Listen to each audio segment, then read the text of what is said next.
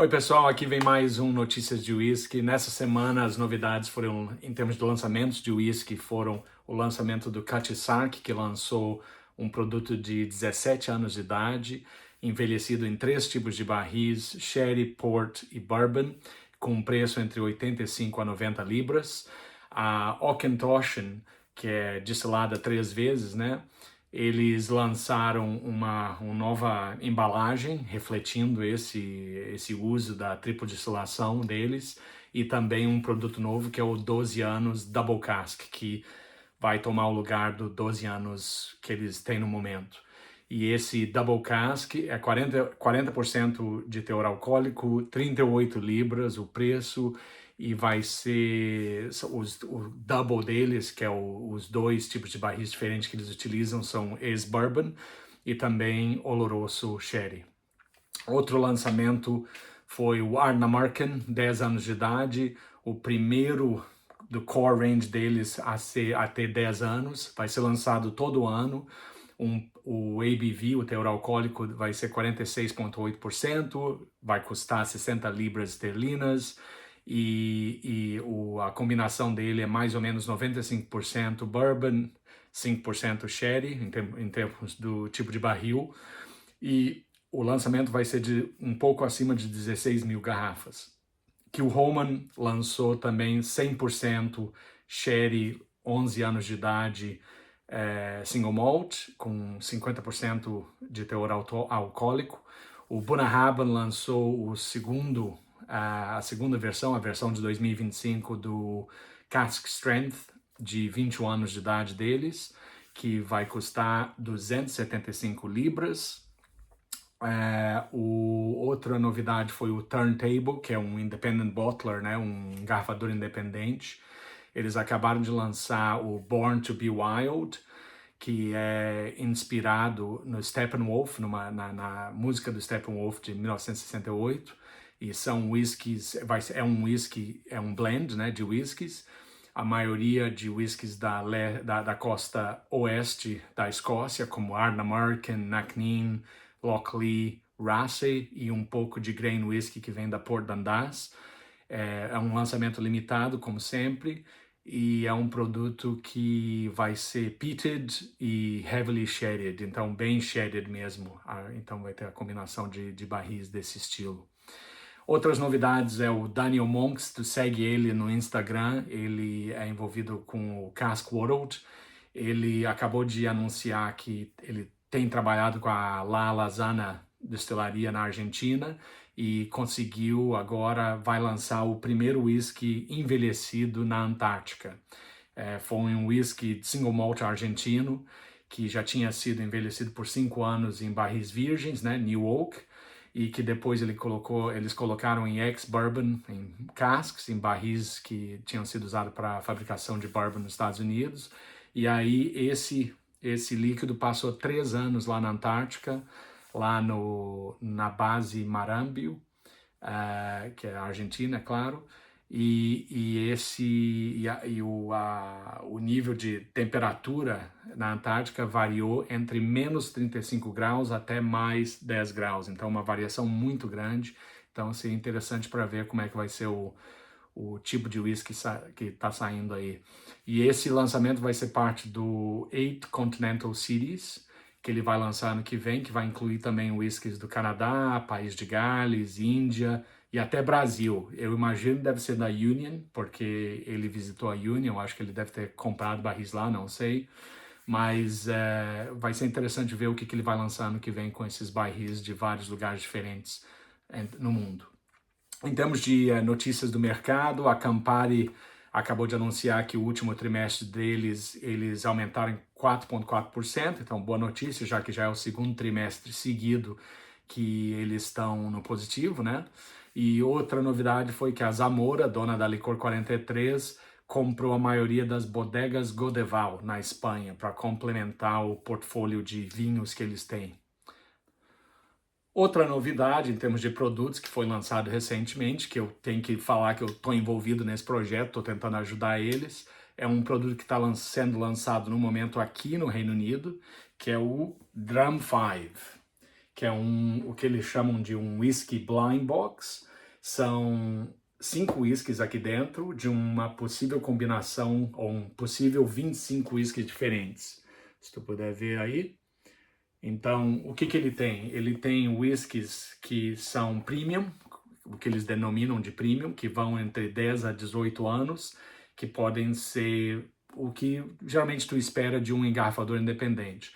Mas tu também tem a oportunidade de ganhar, como parte desses 5, um whisky que é rare, que eles têm, que o whisky varia entre 25 a 32 anos, coisa assim. E eles também têm whiskies ultra rare, mais raros ainda, que é uma chance de 5% de poder ganhar esses whiskies. E esses whiskies incluem o Little Mill 36 anos, um Macallan 34 anos, quer dizer, é o tipo de whisky que seria caro para comprar, mas tu tem uma chance de 40% que ou um rare, um raro, ou um ultra rare, super raro, vai estar incluído nessa caixa. E o que é a caixa? A caixa que é lacrada, tu compra, tu não sabe exatamente o que tá os 5 whiskies que estão aqui dentro dessa possível combinação aí de 25, né? Abre, aqui tem informações sobre todos os produtos. Ele abre assim pro lado, como dá para ver aqui. Aí tu tira essa parte da caixinha e dentro tem as 5 garrafas. Opa. Dentro tem as 5 garrafas. Então, por exemplo, essa aqui, eu tô tirando aqui uma só para ficar mais fácil. Essa aqui é, eu tenho que pegar meus óculos aqui. Essa aqui é um Ardbeg de 34 anos. Então dá para ver, esse é um dos mais raros que eles têm aqui. E o legal desse produto, é um produto que aqui no Reino Unido está sendo lançado em vários lugares, várias lojas de whisky independentes e também maiores, como a The Whisky Shop, né, que tem mais de 25 lojas aqui no Reino Unido. Esses whiskies, o preço da caixa é 95 libras.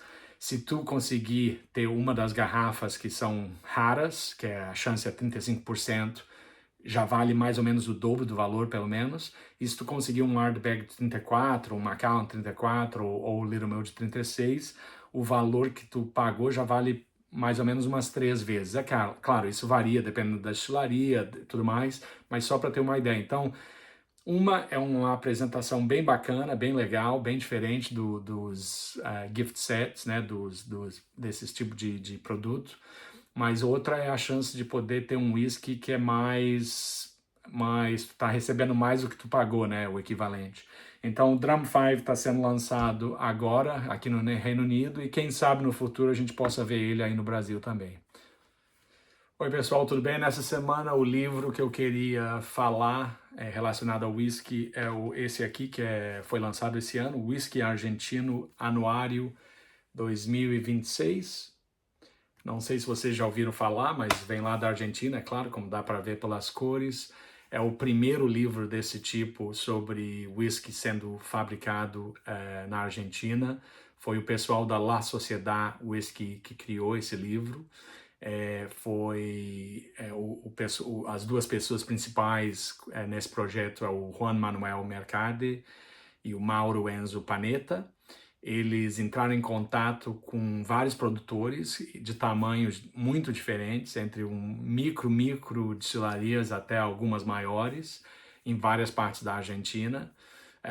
No total foram 45 destilarias ou projetos que eles entraram em contato. 34 desses estão aqui no livro. 6 ainda não, ou decidiram, ou não responderam, ou não aceitaram entrar no livro. Infelizmente, um deles é a Lasana, né? 3 são projetos futuros que ainda não começaram, e 2 foram companhias que compram whisky, mas ainda não fabricam o próprio whisky. Então, eles estão engarrafando para criar o produto deles, né? Quase como um independent bottler, um engarrafador independente, eu imagino. Então, a produção varia entre um micro, que é o El Checheno, que fabrica 44 litros de álcool por ano, quer dizer, uma quantia muito pequena de single malt argentino. E a maior que eu vi aqui no livro foi a Calmar, em Mar del Plata, que fabrica 40 mil litros por ano. Então, uma variedade bem grande. A menor essa começou em 2019, enquanto que a maior que eu acabei de citar começou em 2021. Se vocês tiverem interesse no livro, ou quiserem adquirir, que eu com certeza seria mais fácil para vocês do que para mim aqui na Escócia, o pessoal da La Sociedade Whisky tem Instagram, tudo mais, então tu consegue achar eles e tentar adquirir a cópia, tudo bem? Muito obrigado. Oi, pessoal. Nessa semana eu queria falar um pouquinho sobre o que eu trabalhei, né? E o trabalho nessa semana foi mais interessante, porque como eu trabalho com clientes que estão interessados em comprar, adquirir barris para poder depois engarrafar e lançar o produto deles mesmos, né? Como um engarrafador independente, por exemplo. Eu estou envolvido em conversas com alguns brokers, como a gente chama em inglês, que são aquelas companhias que ao longo do tempo adquiriram barris e eles revendem e também compram barris e tentam lucrar com isso, é claro. Não é muitas companhias que te vendem diretamente, tipo dos produtores que eu estou dizendo, em termos de destilarias em si. Então, geralmente, especialmente se tu está começando, mas mesmo que tu seja uma companhia de médio porte, tu compra de brokers e compra, é claro, de destilarias também, onde possível, dependendo do preço, dependendo do que está sendo oferecido pelas destilarias. Geralmente, quando elas oferecem, e no momento o mercado tu está conseguindo uma oferta maior, porque eles estão precisando do dinheiro, né? Porque o mercado decaiu um pouco.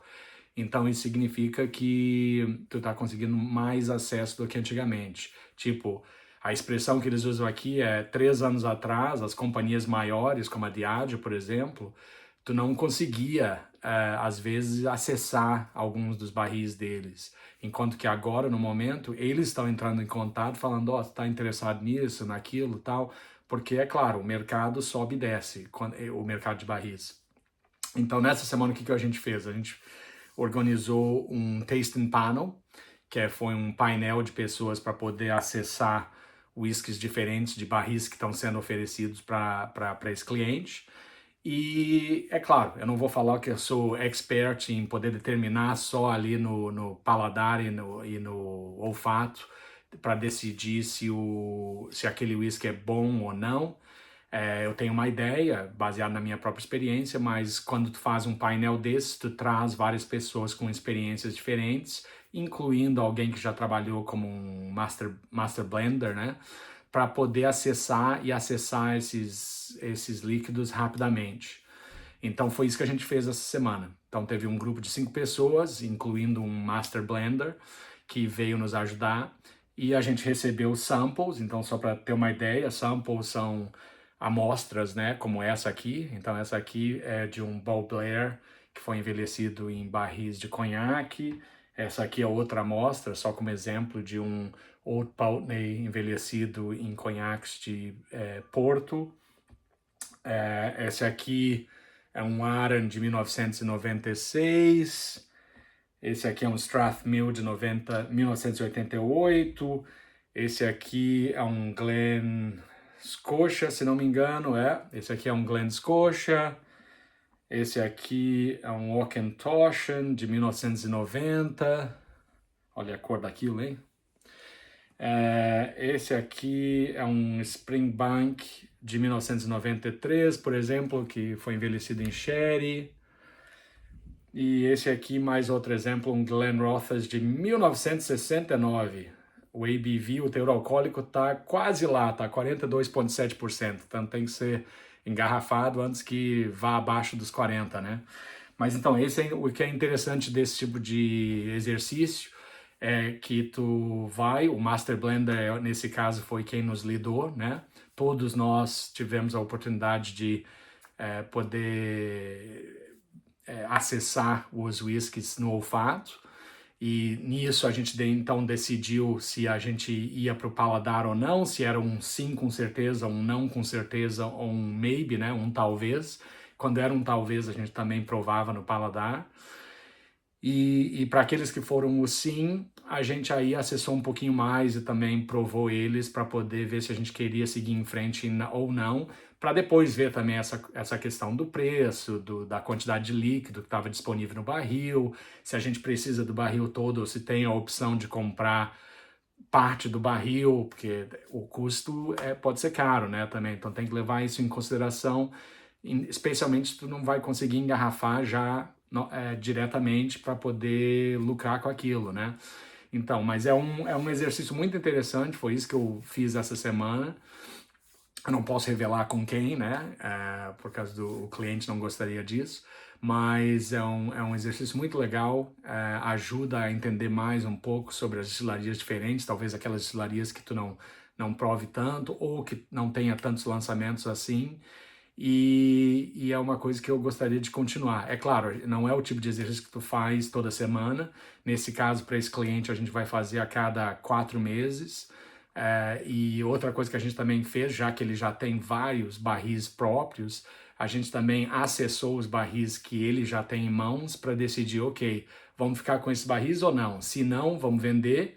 Se sim, dá para engarrafar já como tá, ou a gente precisa botar em outro tipo de barril para tentar dar um sabor extra, uma cor extra, fazer algum impacto de alguma maneira. Então, esse é o tipo de exercício que a gente fez. E nesse caso, nessa semana, a gente tinha mais de 100 amostras. Quer dizer, se fosse para provar todas as amostras, seria difícil. Por isso que a gente começa no olfato para depois ir para o paladar, porque aí já fica mais fácil. E mesmo no paladar, tu não tá bebendo necessariamente, né? Tu só tá botando na boca, provando e cuspindo para fora. É claro que tem alguns que tu não quer fazer isso. Mas esse é o tipo de exercício que a gente fez essa semana e é o trabalho que eu fiz essa semana com um dos clientes.